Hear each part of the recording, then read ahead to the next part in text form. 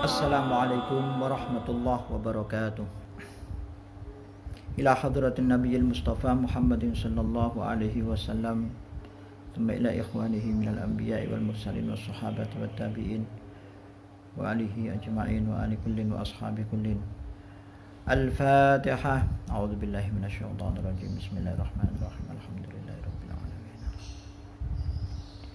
Iyyaka na'budu wa iyyaka nasta'in. Ihdinas siratal mustaqim, siratal ladzina an'amta 'alaihim ghairil maghdubi 'alaihim waladdallin. Amin. Ighfir li wa liwalidayya wa lil mu'minin. Amin. Thumma ila ruhi muallifi hadzal kitab Al-Qadhi Abi Syuja' Ahmad bin Al-Husain bin Ahmad Al-Asfahani taghammadallahu bi rahmatihi wa askanahu fasihal jannati. Thumma ila arwahi wa zawjatihi wa ahli baitihi al-mutawaffin annallaha yaghfir lahum wa yarhamuhum wa yu'li darajatihim fil jannah wa a'ada alaina min barakatihim wa nafahatihim. Al-Fatihah. A'udzu billahi minasyaitonir rajim. Bismillahirrahmanirrahim. Alhamdulillahi rabbil alamin. Ar-Rahmanir-Rahim. Maliki yaumiddin. Iyyaka na'budu wa iyyaka nasta'in. Ihdinas siratal mustaqim. Siratal ladzina an'amta 'alaihim ghairil maghdubi 'alaihim waladdallin. Amin. Ighfir li wa liwalidayya wa lil mu'minin. Amin.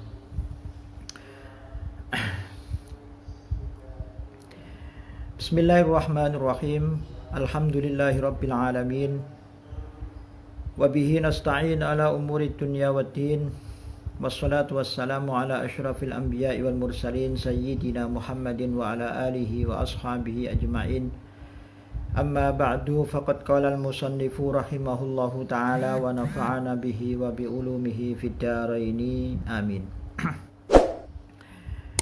Teman-teman sekalian, alhamdulillah kita sudah masuk pada hari ke-6 puasa Ramadan. Semoga Allah Subhanahu wa taala menerima segala aktivitas ibadah kita, baik yang fardu, yang wajib maupun ibadah-ibadah yang sunnah. Teman-teman sekalian, kita melanjutkan pembacaan kitab atau ngaji kitab Al-Ghaya wa Taqrib, masih dalam masalah najis. Wal hayawanu utawi hayawan, kulluhu sekabehane hayawan tahirun iku suci,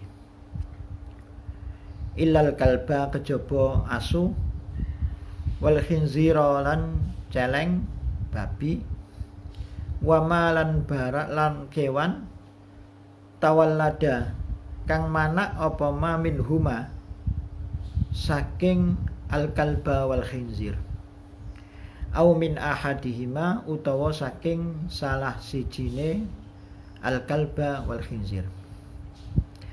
Teman-teman sekalian, kita masuk pada pembahasan hewan-hewan ya.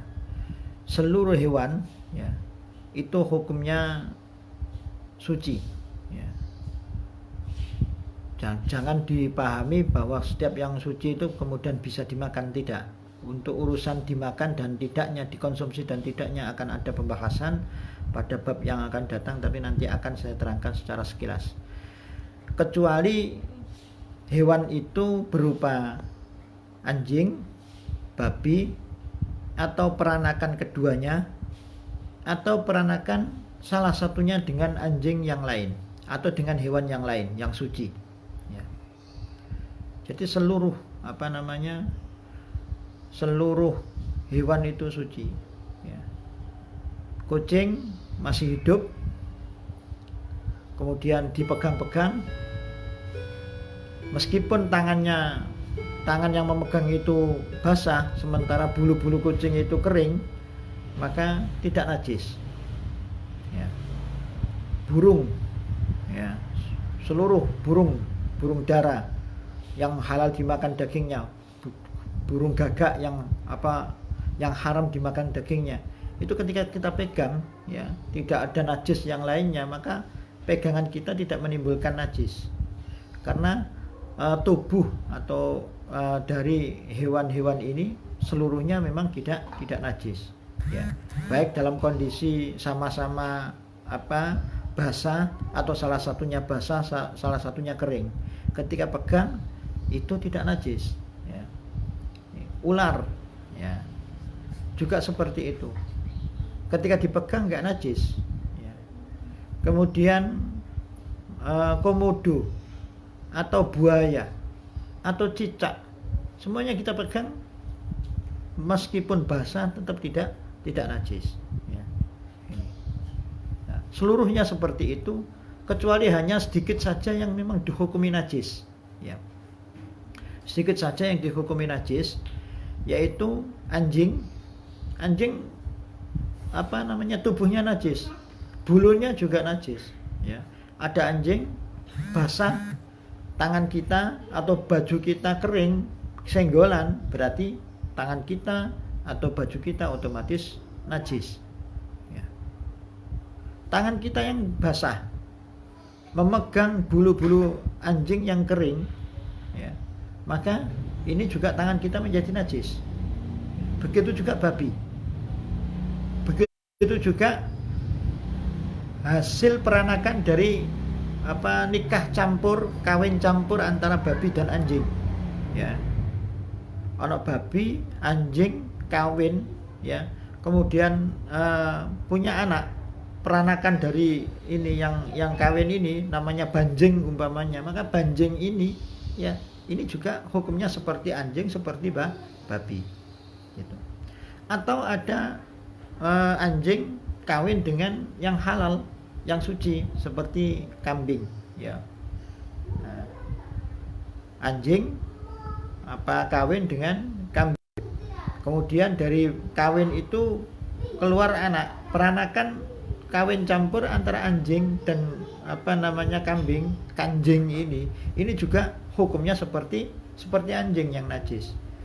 Maka kita tidak bisa untuk kita tidak bebas untuk menyentuhnya, dilihat, ya. Ini yang dimaksud dengan al-hayawan kulluhu thahir.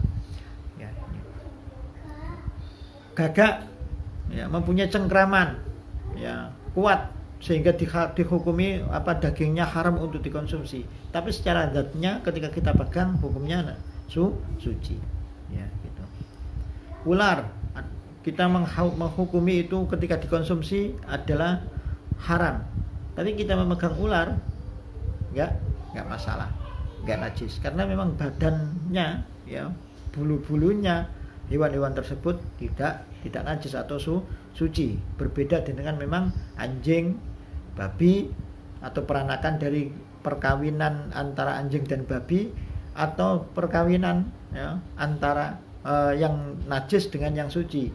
Anjing dengan kambing ada anak, maka hukumnya seperti anjing. Babi dengan kambing keluar anak, maka dihukumi seperti yang babi.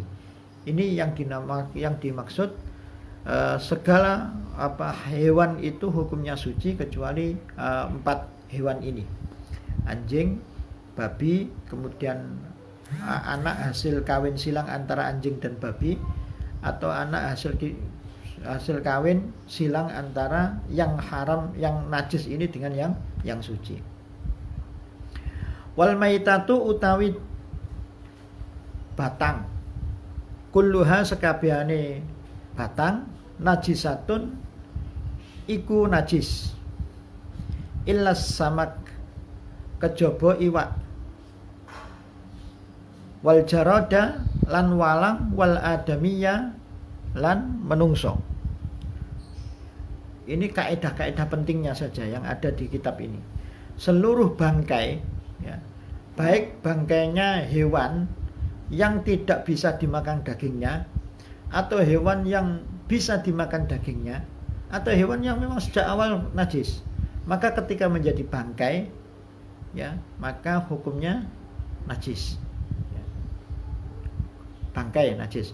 Untuk hewan yang boleh dikonsumsi dagingnya, ya, ketika mati tanpa proses penyembelihan secara syar'i, maka itu dinamakan bangkai. Ya. Hewan-hewan yang boleh dikonsumsi dagingnya, halal dikonsumsi dagingnya, ketika mati tanpa proses penyembelihan secara syar'i, maka itu hukumnya bangkai, najis. Ya. Untuk hewan yang tidak bisa dikonsumsi dagingnya, mati baik disembelih ataupun mati dengan sendirinya itu dihukumi bangkai, najis. Untuk anjing, babi dan peranakan keduanya ini otomatis najis, ya, karena memang secara zatnya adalah najis. Belum menjadi bangkai sudah najis, apalagi sudah menjadi bangkai. Nah, ini wal maitatu kulluha najisatun. Seluruh bangkai, ya, dari hewan-hewan itu, kalau hewan yang boleh dimakan dagingnya berarti menjadi bangkai ketika tidak proses apa? Mati, tidak proses penyembelihan. Ya. Selain itu, maka baik penyembelihan atau tidak penyembelihan mati, maka itu dihukumi bangkai yang najis. Hanya 3 yang dihukumi suci, ya, meskipun menjadi bangkai, yaitu ikan. Segala macam ikan, maka ini dihukumi sebagai suci, ya, bangkainya nggak ada nyawanya, dihukumi suci, ya, ikan, ya, yang dijual di pasar, kemudian yang dientas dari tambak itu semuanya mati semuanya, ya. Nah, ini hukumnya suci. Nah, termasuk ikan adalah segala sesuatu yang pokoknya hidup di air. Segala sesuatu yang hidupnya di air, ya, di air saja. Ya. Hewan yang hidupnya di air saja berarti dihukumi ikan. Ya. Bangkainya adalah berarti bangkainya suci. Ya. Meskipun walau ala suratil kalbi, meskipun hewan laut itu meskipun rupanya rupa anjing, ini termasuk adalah bagian dari ikan yang bangkainya itu apa? Bangkainya itu tidak najis. Gitu. Nah, ikan, tongkol, bandeng, ya, mujair, gere, didol nang ngene pasar sampai sesuai mati, ya. Kecuali mungkin di di rumah-rumah warung-warung makanan yang di situ ada kolam, sehingga nanti ketika mengambilnya masih hidup, tapi pun ketika dibeteti nggih mati nek dibeteti mati dhewe, itu tetap dihukumi tidak najis, ya. Ketika habis dibeteti ada bahkan ketika ada darah-darahnya itu juga dihukumi tidak najis, ya, gitu. Darahnya ikan, ya, itu dihukumi tidak najis itu, ya, tanpa disembelih, ya. Tapi ada memang dalam mazhab Syafi'i ketika ikan itu sangat besar sekali maka disunatkan untuk disembelih, ya, disunatkan untuk disembelih. Tapi kita jarang sekali makan ikan yang sangat besar, paus, ya, atau yang lainnya. Illas samak. Kemudian yang kedua adalah jarad, ya, belalang, ya. Ada yang mengatakan seluruh belalang, ada yang mengatakan belalang yang seperti kepala kuda, ya, bentuk kepalanya seperti kepala kuda, bukan walang keket itu, bukan, ya, bukan walang keket itu. Kemudian wal adami dan manusia. Manusia, ya, ketika meninggal dunia maka itu tidak najis, ya, itu dihukumi suci, hanya saja menanggung hadas besar yang wajib untuk dimandikan sebagai syarat untuk disolati, ya, sebagai syarat untuk disolati, ya. Gitu.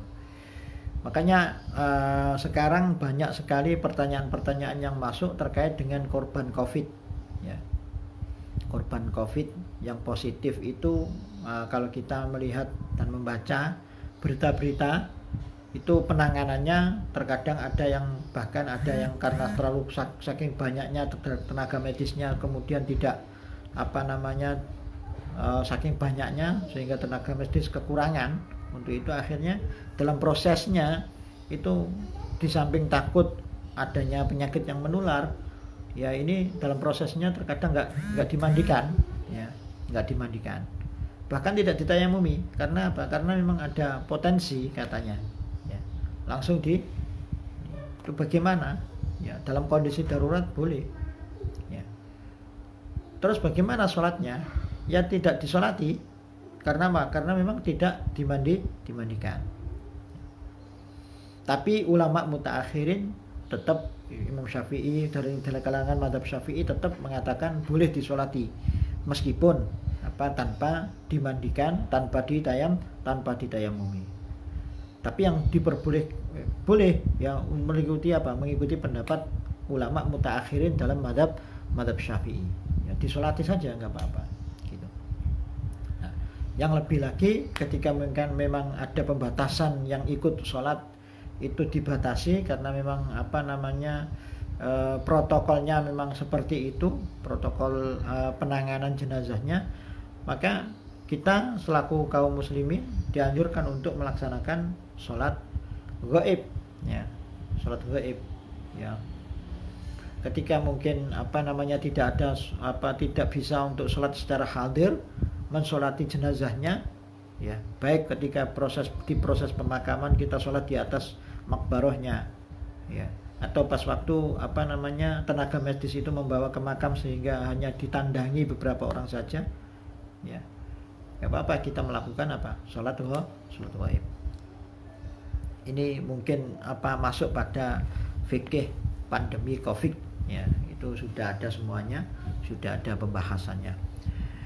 Teman-teman sekalian, jadi intinya seluruh bangkai, ya, itu hukumnya najis, ya, kecuali bangkainya ikan, ya, terus bangkainya belalang dan anak Adam atau manusia yang meninggal dunia, itu dihukumi najis. Ya, ada pertanyaan ketika membahas ini, biasanya seperti ini. Kalau memang seperti itu, boleh nggak kepiting, ya, kemudian goreng ikan atau kepiting, godok kepiting hidup-hidupan, ya. Jadi ada langsung ngambil mujair atau dari ini dibeteti dihilangi sisi isese ono obah-obah dan nyawanya langsung digoreng, ya, ya boleh saja, tapi kan itu ada penyiksaan terhadap ziroh, ya, terhadap ziroh yang memiliki roh, maka lebih baik dimatikan, ya. Kemudian ada lagi pembahasan bahwa, ya, ikan yang mati, ya, ditambak itu bisa menjadi najis, ya.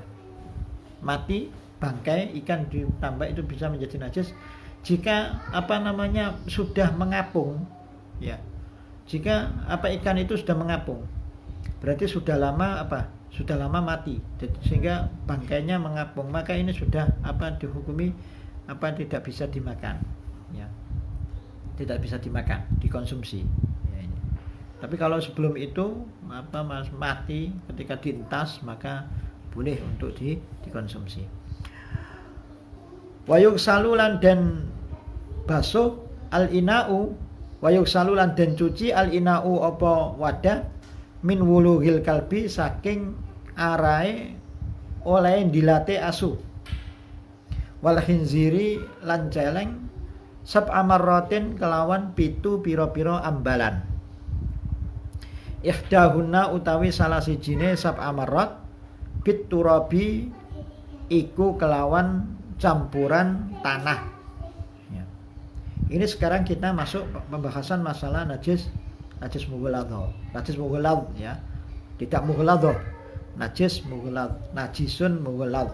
Kalau najasatun mughalladh, nah, tapi kita sudah terbiasa najis mukhaffafah, najis mutawassithah, najis mughalladh, ya. Tapi yang pas itu dipaskan sekalian, ya mudzakkar, ya sifatnya mudzakkar.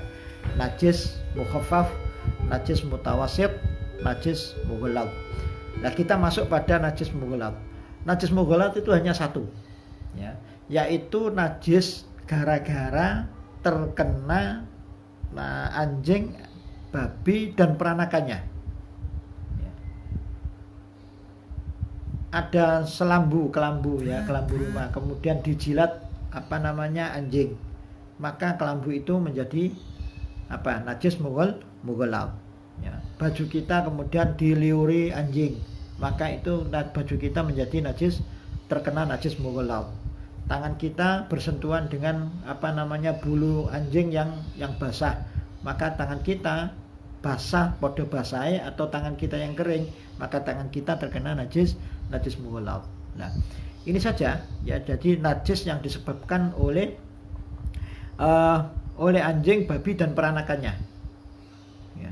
Selain itu tidak ada lagi najis mughalladz selain dari disebabkan dua ini. Nah, penanganan najis mughalladz ini, pensuciannya ini beda dengan najis-najis yang lain. Ya. Ini sifatnya ta'abudi semuanya. Sifatnya ta'abudi, bukan ta'akuli, bukan berdasarkan rasionalitas. Tapi ini berdasarkan ibadah yang sifatnya tauqifiyah. Imam Syafi'i memandang hadis tentang ini masuknya kepada ubudiyah, bukan kepada yang rasionalitas itu. Ya. Cara penanganannya adalah yusalu sab'amarat. Ya. Yang terkena najis mughalladz itu dicuci 7 kali. Ya. Dalam bahasa kita, dalam ingatan kita membayangkan ada 7 ember yang sudah disediakan. Ya. 1 untuk ini, 2 untuk ini. Ya. Nah, 7 kali itu dari mana? 7 kali itu dihitung sejak najis ain atau benda najisnya hilang. Ya, benda najisnya hilang. Sebelum benda najisnya hilang, maka itu masih dihukumi 1 kali atau belum sama sekali ya, belum sama sekali. Nanti ketika bendanya hilang, digebyur baru itu 1 kali. Gitu. Bendanya hilang, ya bendanya terlebih dahulu. Ya. Kalau liur berarti lendir-lendirnya hilang dulu, disemprot dulu, ya. Dihilangkan, baru kemudian dibasuh 7 kali. Ya. Gitu. Nah, dari 7 kali yang disediakan itu, salah satunya itu ada yang dicampur dengan tanah. Ulahunna au ukhrahunna.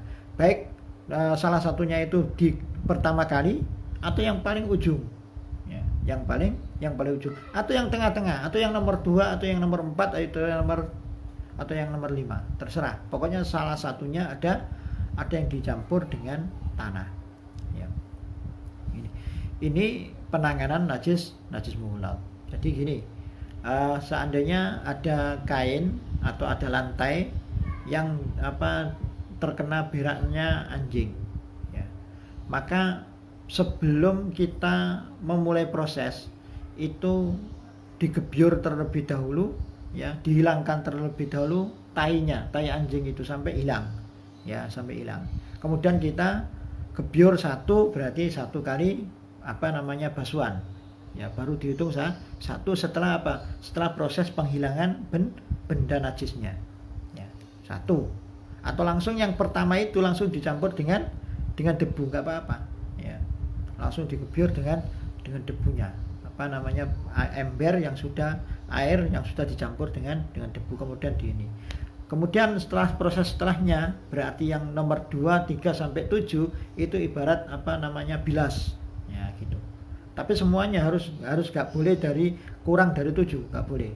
Harus hitungannya lengkap 7. Ya ini. Tapi masalah air yang dicampur dengan tanah itu bebas saja. Tapi yang enak adalah yang pertama atau yang kedua atau yang ketiga, setelahnya biar biar hanya menghilangkan tanahnya saja ya, untuk bilasan semuanya. Ini teman-teman sekalian cara untuk menghilangkan najis mughalladz. Wayuk salu lan den basuh dan cuci min sairin najasati saking sekarine pira-pira najis marrotan kelawan ambalan pisan. Takti alaihi, takti kang teka apa marrotan alaihi ing atase najis.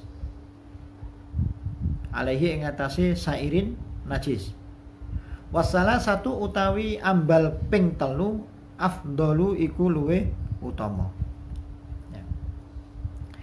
Untuk najis ya, selain najis mukhaffaf, selain najis mughalladz, berarti najis mutawassit, itu untuk mencuci atau mensucikan najis mutawassit itu gampang ya. Sekali saja ya cukup, tapi sekali itu airnya harus datang ke mendatangi najisnya, bukan air kecemplungan najis atau bukan airnya yang didatangi najis. Ya. Contohnya lantai ada tai ada tai kambing, ya, mencret umpamanya, maka digebyur saja, pokoknya hilang semuanya, hilang bau, warna, rasa, sekali saja gebyuran sudah najis, sudah suci, ya, najisnya hilang. Ini najisnya hilang sekali saja, ya, pokoknya menghilangkan bau, warna, rasa. Sama dengan tadi najis mughalladz juga seperti itu, bau, warna, rasa hilang semuanya. Kemudian 7 kali basuhan, salah satunya dengan tanah, ya, dicampur dengan tanah. Untuk yang najis selain mukhaffaf dan mughalladz, najis mutawassit ini, ya, cukup sekali saja, tapi airnya ini mendatangi, ya. Makanya ini ketika merendam baju atau pakaian yang najis itu diusahakan airnya yang mendatangi. Jadi bak, ya, kemudian pakaian terlebih dahulu ditumpuk di dalam bak itu, kemudian keran baru dibuka, ya. Jangan bak yang sudah penuh air kemudian pakaiannya baru dicemplung di situ yang ada najisnya, semuanya menjadi najis akhirnya, ya. Apalagi itu kurang dari 2 kula, maka otomatis najis, baik ada perubahan ataupun tidak ada perubahan secara otomatis, seperti keterangan yang kemarin itu, ya. Ini teman-teman, ya, jadi sekali saja pokoknya bisa menghilangkan bau, warna, rasa. Mungkin hanya sekali pesut, sekali basuhan, sekali cucian sudah hilang semuanya, maka itu sudah suci. Tapi wasalah satu afdol, tetapi ya dibilas sebanyak 3 kali itu akan lebih baik. Lebih baiknya di mana? Akan lebih meyakinkan kesuciannya. Wa idza takhallalat lan nalikane dadi cuka al khamratu apa arak, minuman keras, binafsiha kelawan awak dhewene al khamrah, tahurat mongko suci apa al khamrah. Wa in takhallalat lan lamun dadi cuka apa al khamrah bitarhi syai'in kelawan nyemplungaken suwiji-wiji fiha ing dalam khamrah, lam tathur mongko ora suci apa khamrah. Ya. Ini ada pembahasan bahwa najis itu bisa suci bil ihalah, ya. Perubahan benda, perubahan bendanya, ya, atau perubahan karakternya yang asalnya memabukkan kemudian tidak memabukkan sehingga warna rasanya menjadi kecut, menjadi coklat. Ini ihalah, perubahan proses perubahan benda, ya, ihalah. Yang asalnya memabukkan, ya, kemudian tidak memabukkan, ya, unsur ini. Maka ini dilihat, ya. Jika prosesnya itu murni, ketika perubahan dari arak menuju cuka itu murni tanpa ada bahan yang lain yang dimasukkan, maka arak yang asalnya dari khamr itu hukumnya suci, ya. Seperti kita memiliki memiliki legen suci, ya. Kemudian kita simpan, ya. Kita biarkan saja kemudian menjadi khamr, ya. Ada fermentasi, ya. Kemudian menjadi khamr, ya. Memabukkan jika asalnya legen biasa, ya. Legen biasa, enak, segar ketika diminum, kemudian dibiarkan nggak sampai 2 hari itu sudah berubah menjadi memabukkan. Maka ketika menjadi memabukkan ini, maka legen yang asalnya halal menjadi haram. Nah, kemudian kita menjadi memabukkan ini, legen memabukkan ini kita biarkan saja, ya, tanpa kita kasih bahan yang lainnya, kemudian dengan sendirinya kok yang memabukkan ini berubah menjadi cuka, ya, tidak memabukkan lagi, maka dihukumi suci, ya. Jika proses perubahan dari khamr, dari arak itu ke cuka itu tanpa melalui proses faktor lain, ada bahan lain, murni, ya. di dalam wadah itu saja murni dengan sendirinya berubah. Ya. Tapi kalau kemasukan sesuatu ketika pas waktu legan di dalamnya kok ada neker ya atau gautri ya. Kemudian setelah itu berubah menjadi apa? Berubah menjadi khamr yang memabukkan. Maka otomatis gautri yang berada di dalamnya ini juga najis karena terkena najis yang memabukkan tadi ya. Kemudian dengan adanya gautri tadi yang di dalamnya ya, sebenarnya nggak berpengaruh pada proses peralihan, tapi tetap beralih ya menjadi cuka. Maka karena ada unsur lain di dalam botol itu ya, sehingga tetap dihukumi najis ya gitu. Karena apa? Karena gautri terkena najis, jadi mutanajis. Kemudian air yang berada di dalam ini menjadi suci lagi, menjadi coka, tapi kan ini nggak bisa hilang gautrinya ini ya, kenajisannya atau mutanajisnya nggak bisa hilang. Karena apa? Karena memang air legan tidak mempunyai kekuatan untuk mensucikan ya, hanya suci saja tapi tidak bisa mensucikan. Maka gautri tadi berarti menyebabkan yang mestinya bisa halal, bisa suci, akhirnya tidak bisa suci karena ada faktor lain di dalam botol arak tadi itu.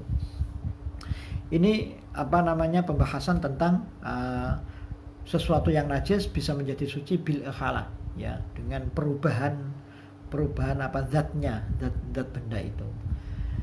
Teman-teman sekalian, ini sangat panjang sekali ya. Jadi intinya sebenarnya yang perlu untuk menjadi satu kaidah itu bahwa satu, najis itu ada 3. Pertama mukhaffaf ya, yaitu najisnya kencing, yaitu najis berupa kencingnya bayi laki-laki yang belum berusia 2 tahun yang hanya minum ASI ibunya. Itu 3 syarat itu harus ada untuk dinyatakan sebagai najis mukhaffaf ya. Salah satunya saja tidak ada, maka sudah tidak mukhaffaf lagi, berarti masuk pada mutawasid. Cara penanganan najis mukhaffaf ini cukup dipersiki air yang rata ya, mengungkuli kencing bayi yang nempel di pakaian itu, pokoknya melebihi sedikit ya, itu menjadi suci ya. Karena najisnya ringan mukhaffaf, maka cara pensuciannya juga ringan. Kemudian kita langsung masuk pada najis mughalladh ya, yaitu najisnya najisnya anjing, babi ya, dan peranakan keduanya.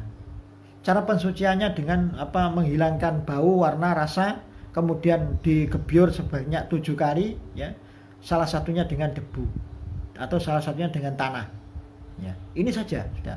Selain najis mukhaffaf ya dan najis mughalladh, ini berarti masuk pada najis mutawas ya, termasuk tadi macam-macam air kencing ya, ini juga najis semuanya ya, kecuali kencingnya bayi tadi. Macam-macam tai semuanya najis semuanya ya, gak ada yang dikecualikan ya.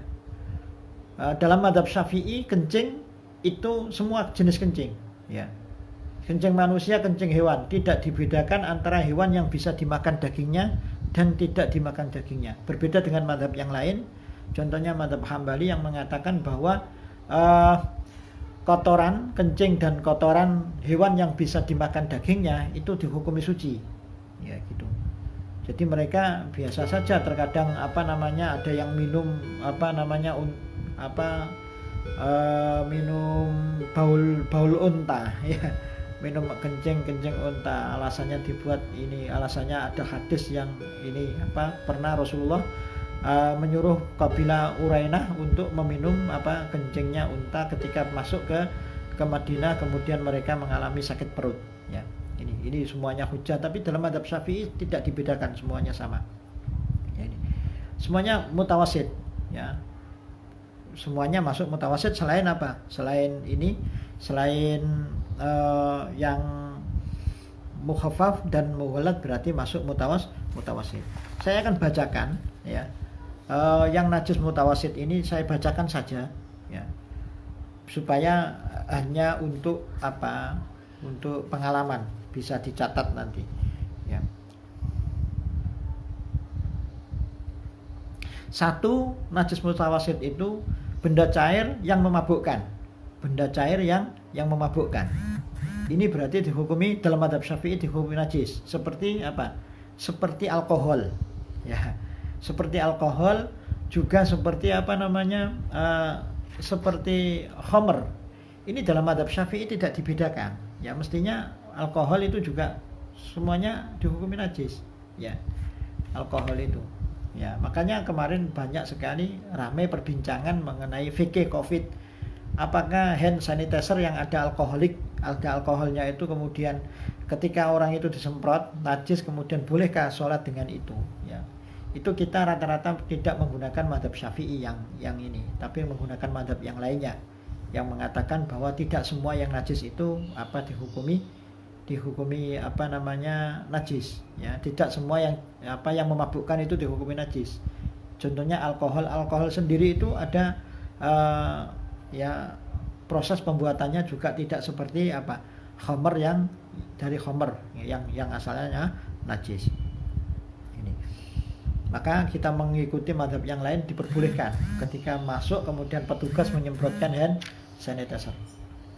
Tapi bagi apa namanya lebih enaknya memang disediain apa namanya air yang mengalir, sabun, itu saja.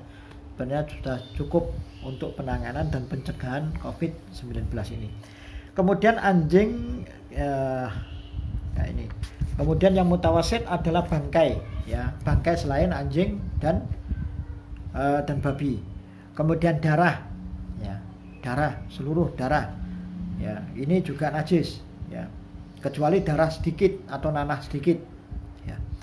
Kemudian nanah ya, kemudian muntahan ya, muntahan yang keluar dari maidah, dari waduk ya, muntah, atau yang terhukumi seperti muntah, seperti orang yang apa namanya tidur kemudian ngiler. Ketika tidurnya proses kepalanya berada di bawah ya, lebih bawah dari perutnya.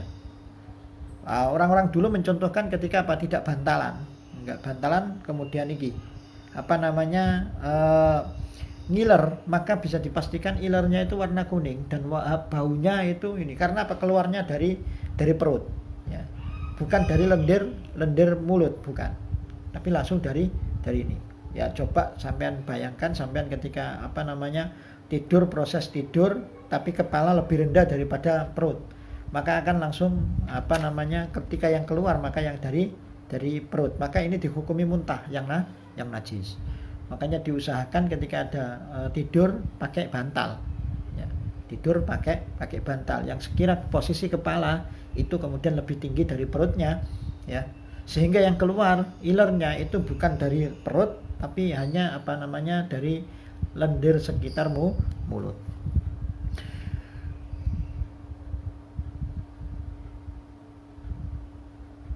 Kemudian kotoran yang keluar dari anus, ini semuanya, ini berarti dihukumi najis ya. Najisnya najis apa?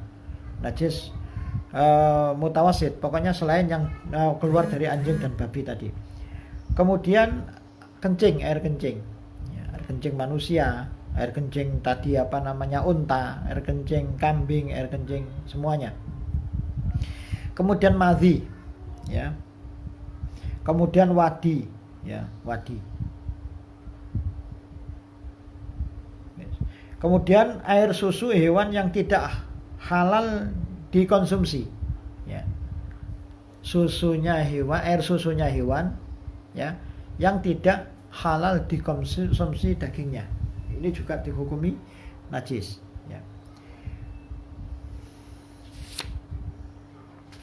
Kemudian bagian tubuh hewan yang dipotong saat hewan itu apa namanya, saat hewan itu hidup ya.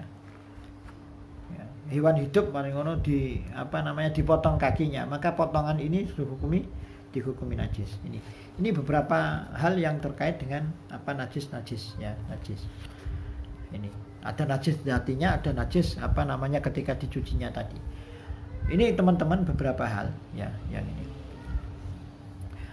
Untuk itu maka ketika ini semuanya sudah selesai pembahasan ini dengan pelanggaran-pelanggaran atau definisi-definisi yang ada, pokoknya kita harus memahami yang mukhaffaf itu yang bagaimana, yang mughalladz itu yang bagaimana. Maka kemudian setelah memahami yang mukhaffaf yang hanya itu, mughalladz yang hanya itu, maka seluruhnya selainnya yang najis-najis itu hukumnya najis mutawasit. Faslun utawi ikilah fasal. Wa yakhruju lan metu minal farji saking kemaluan wong wedok salah satu dimain apa telu pira-pira getih. Ini pasal sudah beralih membahas masalah darah yang keluar dari wanita ya. Di sini diterangkan bahwa ada 3 macam darah yang keluar dari seorang wanita. Damul haidi siji getih haid. Wan nifasi lan nifas, getih nifas. Wal istihadhati lan ai damul istihadhah, getih istihadhah. Ada 3 macam darah yang keluar dari kemaluan wanita ya. Seluruh wanita ya. Ini ada yang mengalami hampir seluruhnya mengalami haid. Kemudian ketika nanti sudah melahirkan hampir seluruhnya mengalami nifas. Kemudian juga terkadang mengalami istihadhah. Tapi ketiganya ini ini keluar dari rahim seorang perempuan. Kita masuk pada definisi masing-masing. Fal haidu mongko utawi haid, wa hiya al haid adamu iku getih al khariju kang metu min farjil mar'ati saking farjine wong wedok, saking rahime wong wedok. Ala sabilis sihati ing atase arah sehat. Min ghairi sababil wiladati saking ora sebab ngelahiraken.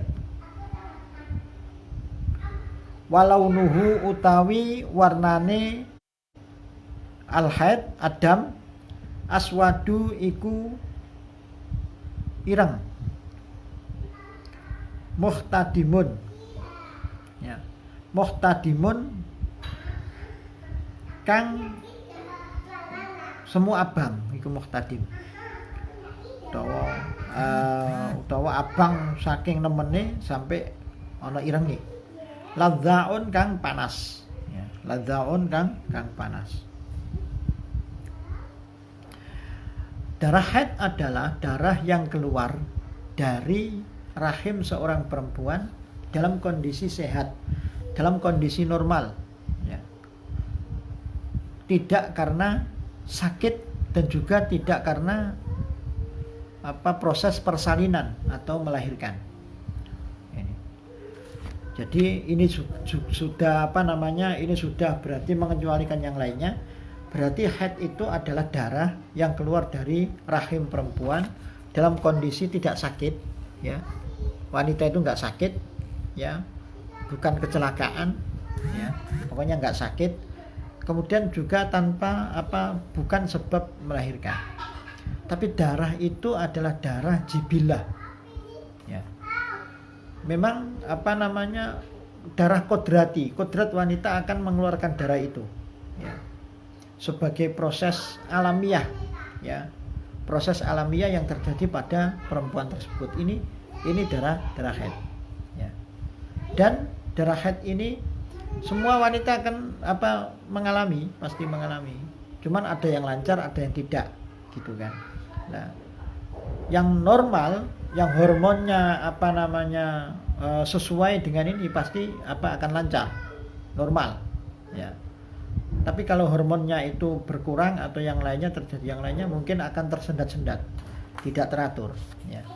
Karena apa? Karena sifatnya haid itu adalah darah yang keluar secara teratur ya. Bahkan secara bahasa Indonesia itu bisa dikatakan setiap bulan datang. Makanya dikatakan datang bulan Ya, ini bagi apa yang benar-benar sehat, ya, yang benar-benar sehat.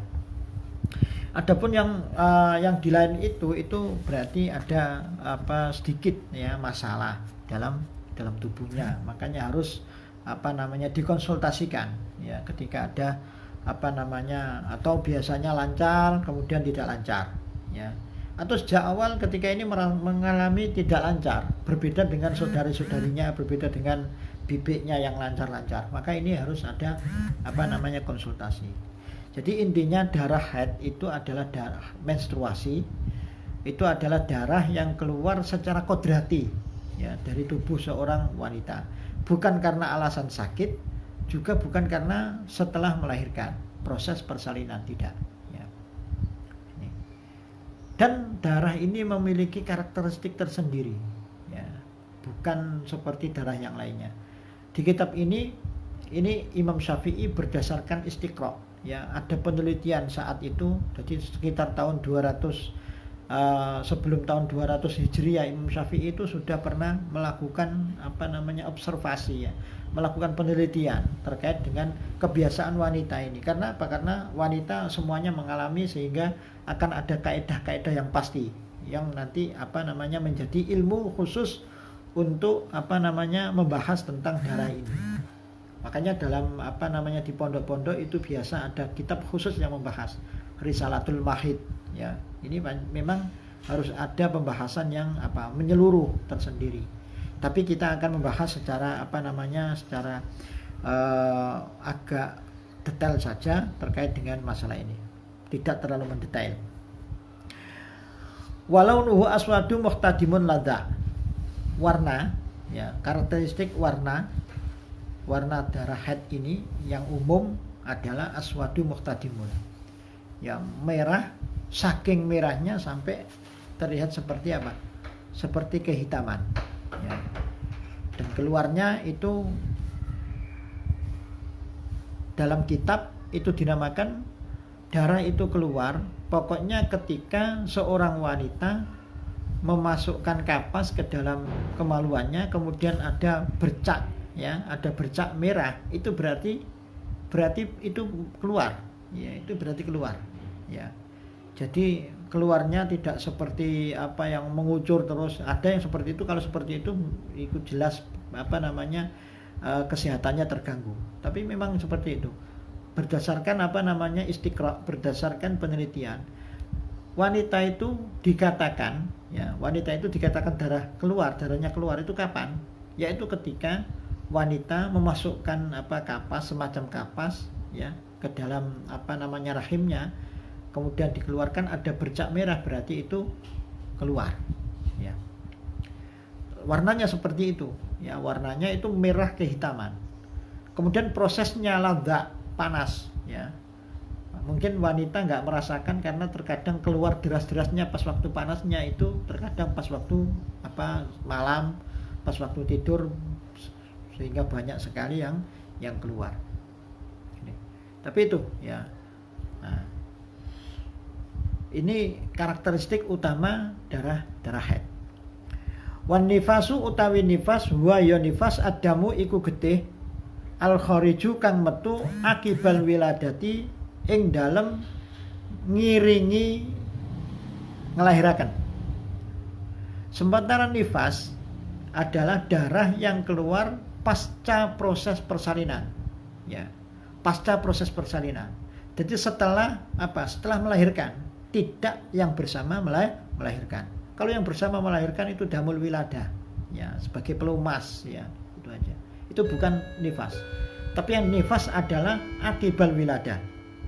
Setelah wanita itu sempurna melahirkan, anak sudah berada di luar, kemudian dapat 1 hari, 2 hari, atau bahkan 3 hari, pokoknya tidak melewati 15 hari, maka ini dinamakan nifas ya.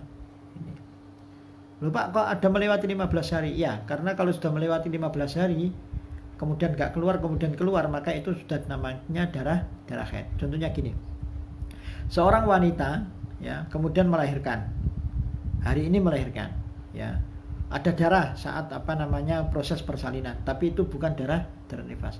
Setelah 1 hari tidak keluar darah lagi, 2 hari tidak keluar darah lagi. Sampai 15 hari. Ya, sampai 15 hari. 16 belum juga keluar. 17 keluar darah. Maka darah yang keluar pada tanggal 12 pasca melahirkan ini sudah tidak dinamakan darah nifas. Karena apa? Keluarnya darah sudah melebihi masa suci di antara apa? Aqallu tuhri bainal haidotaini. Karena sudah melewati masa 15 hari, yang mana masa 15 hari itu adalah minimal masa suci antara 2 haid. Nah, ketika keluar 16 hari setelah proses persalinan, 17 hari, pokoknya melebihi 15 hari, berarti wanita itu tidak ada nifasnya. Gitu. Ya, tapi ini jarang sekali. Ya. Bahkan yang ada itu ceritanya nifas itu pernah satu keluar gitu aja sekejap, yaitu hanya wanita mulia, yaitu siapa? Fatimah binti Rasulullah Shallallahu Alaihi Wasallam. Ya, tapi itu kaedahnya. Nah, ini tidak ada tidak ada perbedaan mengenai karakteristik darahnya. Wal istihadatu utawi darah istihadha huwa hiya al istihadha al khariju adamu iku getih al khariju kang metu fi ghairi ayyamil haidhi ing dalem liyane dina-dina haid wan nifasi lan nifas. Ya. Wan nifasi lan nifas. Sementara darah haid itu berarti darah yang keluar ya tidak pada tempat haid atau nifas. Ya, ini. Jadi haid itu istihadha itu ada istihadha fil nifas, ada istihadha fil haid. Ya, orang haid itu bisa istihadha, orang nifas juga bisa istihadha. Bahkan yang nifas ini yang lebih jelimet ya. Ini. Nah, istihadha itu berarti darah yang keluar ya, bukan pada hari-hari haid. Ya, berarti di luar hari haid dan juga di luar hari nifas. Contohnya yang ini, ada anak kecil yang belum berusia 9 tahun ya, kemudian mengeluarkan darah, maka ini bukan darah haid karena memang belum waktunya ya. Atau ada wanita yang biasa haid ya, haidnya itu melebihi batas maksimal waktu haid ya. Dia haidnya mulai tanggal 1 sampai keluar darah tanggal 1 sampai melewati 15 hari. Ya, 16 keluar, 17 keluar, 18 keluar. Maka berarti ada haidnya. Karena apa? Karena yang 15 ini adalah masa maksimal maksimal haid 15 hari. Keluar dari itu berarti istihadha. Oke. Terus ketika contoh seperti ini, tanggal 1 sampai tanggal 17 keluar darah terus ya. Mana yang haid, mana yang istihadha, dilihat ya, maka nanti akan masuk pada beberapa pembagian istihadha yang ada 7 itu ya. Ada mubtadi'ah ya, ada mumayyizah ya, ada yang nasiyah, ada tahad dan lain sebagainya, itu yang ada 7 ya. Enggak mesti kemudian yang tanggal 16 dan 17 itulah yang yang istihadha, sementara 15 ke bawah sampai tanggal 1 itulah yang haid. Enggak bisa seperti itu. Itu ada kaedah-kaedahnya sendiri, yaitu kaedah-kaedah di dalam istihadha. Wa aqallul haidhi utawi luweh sithik-sithike mangsa haid yaumun iku sedina wa lailatun lan sewengi. Wa aksaruhu utawi akeh-akehe haid mangsa haid khamsata asyara iku 15 yauman apane dinane. Wa ghalibu utawi normale utawa biasane haid sittun iku 6 dina au sab'un utawa 7 dina. Ya, kita sekarang masuk pada masa haid. Masa haid masa haid yang paling sedikit adalah 1 hari 1 malam. Berarti 24 kali 1 ya, atau 1 kali 24 jam. Ini sedikit-sedikitnya haid ya. Contohnya, nah sedikit-sedikitnya haid yang keluar 24 jam ini, 1 hari 1 malam ini, ada 2. Boleh keluar secara terus-menerus sampai 24 jam, atau terputus-putus dalam beberapa hari yang jumlah keseluruhannya ini kalau diakumulasi ada 24 jam. Ya gitu. Saya tadi menjelaskan bahwa wanita itu dihukumi keluar darah itu ketika wanita itu memasukkan kapas ke dalam kemaluannya, kemudian ada bercak merah, itu berarti proses keluar, ya. Itu berarti proses keluar. Itu berarti masih proses keluar. Kalau seperti itu terus gak putus-putus, ya, ketika dimasukin itu ada bercak, ya, terus-menerus sampai 24 jam, satu hari satu malam, maka berarti itu dia sudah apa? Dia sudah aqallul haid. Kemudian hari kedua kok tidak keluar lagi, maka berarti haidnya hanya itu, ya, 24 jam itu, satu hari satu malam. Kalau kurang dari 24 jam, ya, 20 jam, kemudian hari kedua tidak keluar lagi sampai 15 hari, maka berarti ini namanya istihadhah, ya, bukan darah haid. Karena apa? Karena kurang dari 24 jam. Atau 24 jam itu merupakan akumulasi, ya, dari beberapa hari. Ada wanita itu yang satu hari itu mengeluarkan darah hanya 6 jam. Ya, 6 jam. Hari berikutnya, hari kedua 6 jam. Hari ketiga 6 jam. Hari keempat 6 jam. Hari kelima 6 jam. Ya. Berarti sudah berapa? Berarti sudah 30 jam. Ya. 5 hari sudah 30 jam. Berarti ketika nanti sudah satu hari satu malam, sudah 24 jam, lebih dari 24 jam, maka ketika nanti tanggal 6-nya, hari ke-6-nya tidak keluar, tanggal ke-7-nya tidak keluar, berarti ini haid. Ya. Ini haid. Semuanya 15 hari ini. Karena apa? Karena akumulasinya ada berapa? 24 jam.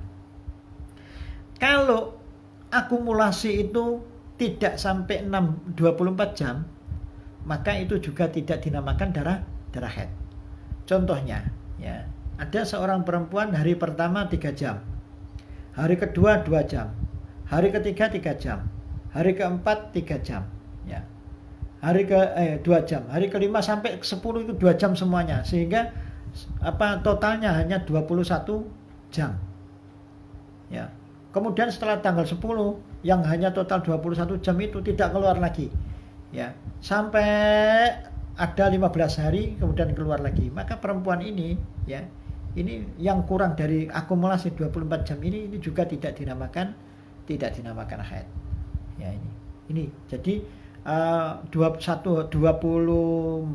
kali 1 atau 1 kali 24 jam itu adalah baik terus-menerus ataupun berdasarkan akumulasi dari beberapa hari. Ya.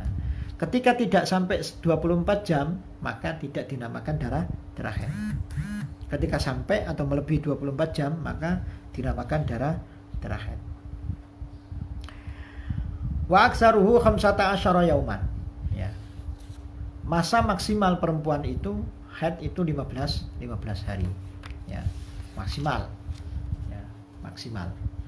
Ya. Keluar darah itu maksimalnya 15 hari. Lebih dari 15 hari berarti ada yang istihadhah. Ya, itu. Pokoknya darah itu harus mulai mulai pertama keluar sampai 15 hari setelahnya itu keluarnya di sana. Ya, ketika kok melewati, maka itu namanya bukan darah haid. Ya, bisa dikatakan darah istihadhah. Karena apa? Karena ada darah yang keluar tidak pada hari-hari haid. Normalnya wanita itu mengalami haid, ya, itu 6 hari atau 7 hari yang akumulasinya, ya, ada 24 jam. Ya, yang akumulasinya ada 24 jam. Gitu. Wa aqallun nifasi utawi luwih kidhik-kidhike nifas lahdhatun iku sak mangsa. Ya, nek kapan maknane letterlek ya sak kecrotan, ya. Wa aksaruhu utawi akeh-akeh nifas situna yauman, situna iku 60 yauman apane dinane. Wa ghalibuhu utawi kaprae utawa biasae kebiasaane mongso nifas arbauna iku 40 yauman apane dinane. Ya. Akalun nifas, ya, ini lahdzah seperti tadi yang saya terangkan, itu hanya dimiliki atau dialami oleh Sayyidatuna Fatimah. Ya, beliau tidak lama-lama, ditakdirkan oleh Allah tidak lama-lama untuk nifas. Karena apa? Karena beliau adalah manusia rohani, ya, memang diciptakan oleh Allah sebagai orang yang penuh ibadahnya, karena merupakan putri dari manusia utama, manusia pilihan, yaitu Rasulullah Shallallahu Alaihi Wasallam. Dan ini nggak ada lagi orang seperti itu. Yang ada hanya ghalibu dan aksaruhu yang dialami sekarang ini, ya. Yaitu yang maksimalnya adalah 60 hari. Lebih dari 60 hari maka berarti ada istihadhah fin nifas, ya gitu. Kemudian kaprahnya, lumrahnya biasanya hanya 40 hari. Wa aqallu tuhri utawi luwe kidik-kidike mangsa suci. Bainal haidataini ing dalam antarane haid loro, khamsata asyara iku 15 yauman apane dinane. Wala haddalan ora ana batasan iku maujud li aksarihi maring akeh-akehe at-tuhur. Masa paling sedikit, ya, paling sedikit antara dua haid yang satu dan haid yang lainnya, masa antara dua haid ini yang paling minimalis itu hanya 15 hari. Ya. Kurang dari 15 hari maka pasti ada yang darah istihadhah. Lebih dari 15 maka haid yang kedua atau darah yang keluar kedua itu bisa dipastikan sebagai darah haid. Ya. Pokoknya antara keluar darah yang pertama dengan keluar darah yang yang kedua ini harus ada 15 hari. Kurang dari 15 hari kok keluar lagi, maka itu berarti darah istihadhah. Ya gitu. Kurang dari istihadhah. Contohnya seperti ini. Orang kebiasaan haidnya 6 hari atau 7 hari. Tanggal 1 sampai tanggal 7 haid, kemudian tanggal 8 sudah putus, sudah suci. Ya, tanggal 8. Kemudian 8, 9, 10, 11, 12, 13, 14, 15, 16, 17, 18, 19, 20, 21, 22, ya. Kemudian dapat 15 hari, yaitu tanggal 22, setelah masuk 15 hari, setelah itu kemudian kok haid lagi, keluar darah lagi tanggal 23, maka tanggal 23 ini berarti dinamakan apa? Dinamakan darah haid, ya gitu. Karena apa? Karena ada 15 hari. Jedah waktu antara hari ke-8 dengan hari ke-23, ya ini ada rentang waktu aqallul tuhri. Ya, masa paling sedikit antara dua haid. Ya. Kalau masa ini, ya, kurang dari 15 hari, maka yang kedua otomatis darah haid, darah istihadhah. Contohnya tanggal 8 tanggal 7 selesai. Haid tanggal 1 sampai tanggal 7. Tanggal 8 kemudian suci. Ya. Kemudian tanggal 20, ya. Ini keluar darah lagi. Kita hitung antara tanggal 8 sampai 20, ya. Ini tidak mencapai 15 hari. Maka darah yang keluar pada tanggal 20 ini, maka ini namanya darah istihadhah. Ya. Karena apa? Karena masa tenggang antara dua darah ini tidak ada 15 hari. Gitu. Hanya berapa hari? 12 hari.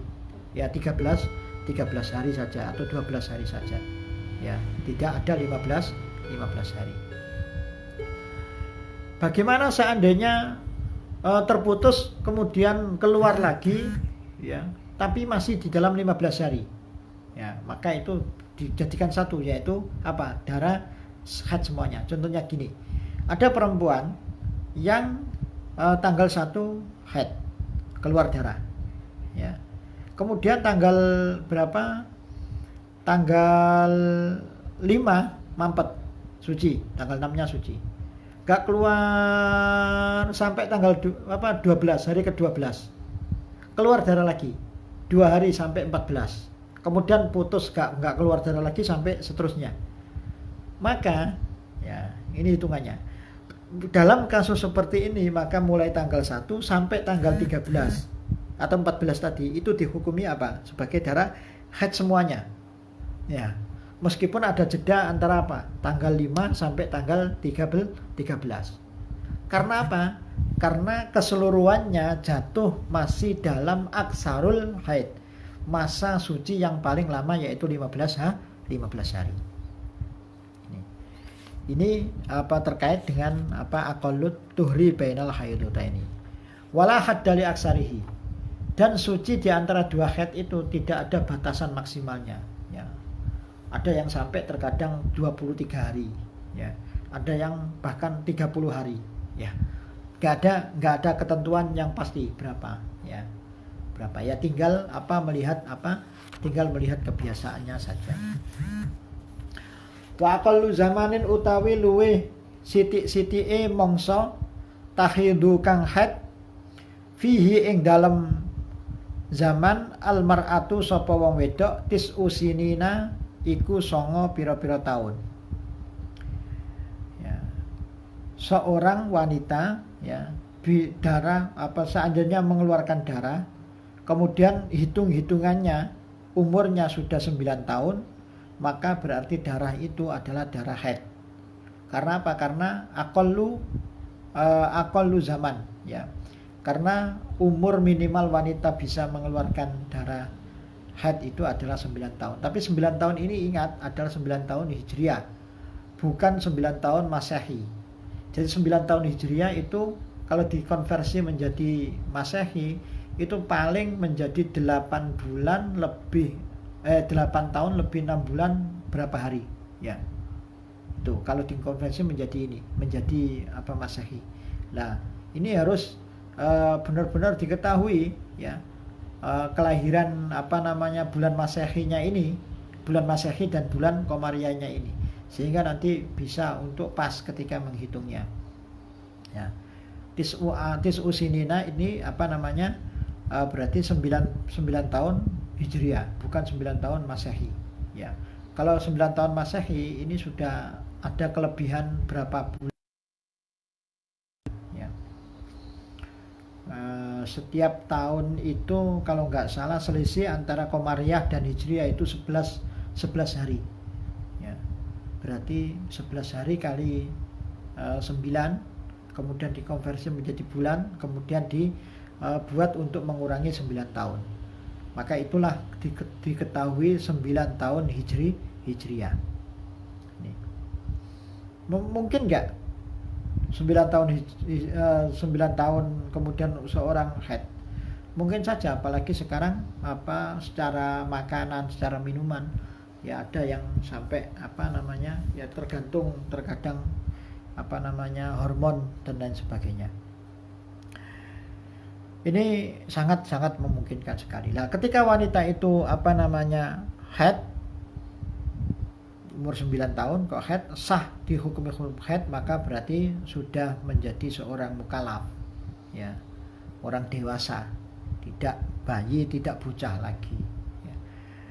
Wa aqallul hamli utawi luwih sithik-sithike hamil sittatu asyhurin iku 6 pira-pira wulan. Wa aksaruhu utawi luwih akeh-akeh hamil arba'u sinina iku 4 pira-pira tahun. Wa ghalibu utawi kaprae hamil tis'atu asyhurin iku 9 pira-pira wulan. Ya, aqallul hamli, ya, masa hamil sampai melahirkan, ya. Ini paling sedikit adalah berapa bulan? 6 bulan, ya. Pokoknya orang perempuan hamil, ya, setelah proses pernikahan kemudian melahirkan itu dilihat berapa bulan. Kalau ada 6 bulan, berarti ini milik suaminya, ya, pasca menikah. Tapi kalau kurang 6 bulan, maka ini milik orang lain, ya, atau di luar nikah. Ya, ini aqallul hamli. Wa aksaruhu arba'u sinin, dan paling banyak orang wanita hamil itu masanya 4 tahun ya. Ini mungkin iso jenggotan barang nduk jero ya 4 tahun. Tapi ini berdasarkan istiqra ya. Diceritakan itu kalau nggak salah Imam Syafi'i Imam siapa? Imam Syafi'i atau Imam siapa itu yang 4 tahun itu di dalam kandungan ya. Wa ghalibu tis'atu asyurin ya. Tapi kaprahnya lumrahnya 9 bulan ya. Lumrahnya adalah 9 bulan. Dan ini menjadi patokan dunia medis ya. Menjadi patokan dunia medis ya. Ya. 9 bulan di kok belum keluar itu biasanya dicek terlebih dahulu. Dicek terlebih dahulu apakah ketubannya masih cukup atau tidak, sehingga nanti ketika butuh persalinan secara biasa tidak sesar maka itu bisa ditunggu. Tapi kalau di USG ternyata ketuban tidak memungkinkan, kemudian tidak ada pembukaan dan lain sebagainya, biasanya dokter langsung menyarankan untuk dibedah sesar. Ketika patokannya mana? Patokannya adalah 9 bulan. Dan itu ada sudah ada hitung-hitungannya ya. Hitung-hitungannya yang mengerti adalah mereka para bidan atau orang-orang yang terlibat di masalah ini ya. Terkadang hitungan kita itu berbeda dengan hitungan bu bidannya ya, tapi intinya adalah 9 bulan. Ketika sudah 9 bulan maka itu berarti proses persalinan akan dimulai ya. Dilihat air ketubannya atau pokoknya semuanya tergantung konsultasi dengan bidan atau dengan pak dokternya. Faslun wallahu alam. Demikian teman-teman pengajian pada sore hari ini, semoga sedikit menjadi ilmu yang manfaat untuk kita semuanya, bermanfaat untuk semua kita yang mempelajarinya. Assalamualaikum warahmatullahi wabarakatuh. Oke, terima kasih telah menonton videonya. Jangan lupa like, share, dan subscribe channel kami agar dapat memantau video-video selanjutnya di channel YouTube kami.